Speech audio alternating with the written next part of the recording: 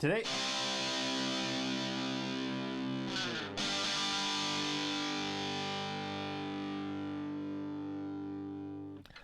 other interesting culture news, you have Best Buy.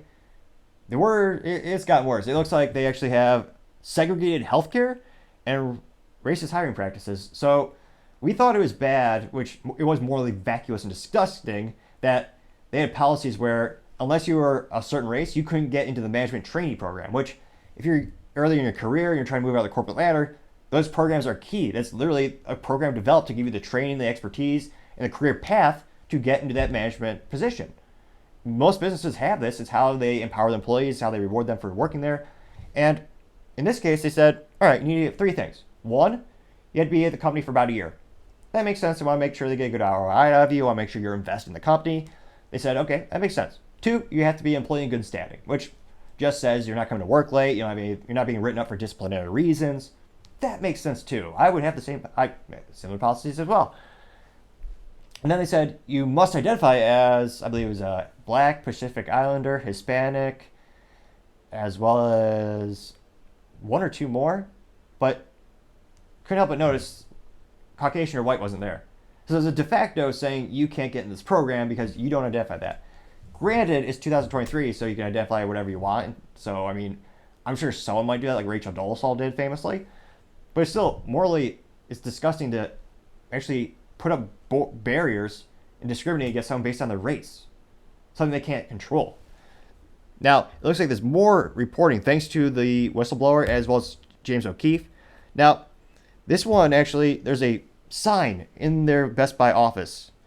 And it said Employee Resource Group and Professional Development Group. And oddly enough, you scan based on your race. So the categories were Asian, Black, Disabilities, Indigenous, Military, Pride, Unidos, Women's, and Young Professionals. Every category except old white guys. And I did do some research. I never heard of the Unidos. Yeah, that's basically a Latin American community. I would guess another BS term made up by white folks at too much time. Kind of like Latinx. My family's never used that term. It's made up by, it was a cliche, I believe it was a suburban white woman. People in the Hispanic community don't use that because it's made up. Latin language is inherently gender-oriented, which, again, logic in some of these political ideologies. I know it's like oil, water, they don't mix. It's all ridiculousness. Now, going over to more things, they actually had their healthcare was segregated. Now, this sounds so ridiculously racist. I had to do a reread because I'm like, there's no way a professional company, I believe they're publicly traded still, a company, they would never put this out there because they get sued. And I guarantee you the lawsuits are coming. Now, this is a splash page where this is from Best Buy and it's a benefits page, which every company has, or most companies, if they're doing well and they have the opportunity, they give their employees benefits. Makes sense. Now, this is pretty disgusting in terms of it's racist. Now, it says, introducing Black health. I thought we're all human. Why do we have a special health category? So that's the title of their benefits page. And it says, I quote, Best Buy is committed to health equity for all employees and their loved ones. That's why we are excited to launch Black Health, offered through our current partner Included Health, who also serve the LGBTQIA plus community. This service is designed to connect employees with their household dependents who identify as Black to vetted, affirming, and high-quality care providers they can trust. You do not need to be on the Best Buy medical plan to take advantage of this benefit.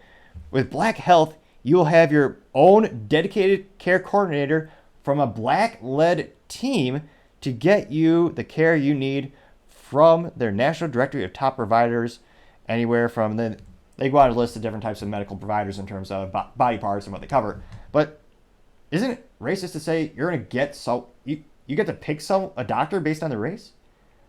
That's the last thing I care about if I go to the doctor. I want to know if they're proficient. Where do they go to school? What's their track record with accurate diagnoses and helping patients? This is, you never see this and it's fascinating to see. Now it's coming to the public light. Of course, the CEO of Best Buy, she made her Twitter profile private. They're all hiding, which This again is another good sign. Someone I would say, if they're, why aren't they standing firmly beside these ideals? Now that's being brought to the public had no idea this is going on. Now, another sign came out of Best Buy, and it says, all in on inclusion and diversity. And this is for specifically the employee resource groups. And it says, you can scan the following ERG QR codes if you would like to join the conversation and receive newsletters and event invites. Now, actually, again, I don't know how this is not racist. So it breaks out categories based on the race. So they have Asian, Black, disabilities. So I digress, not a race. So they have Asian, Black, disabilities, Indigenous, Pride, Women's, Military, and Latinx.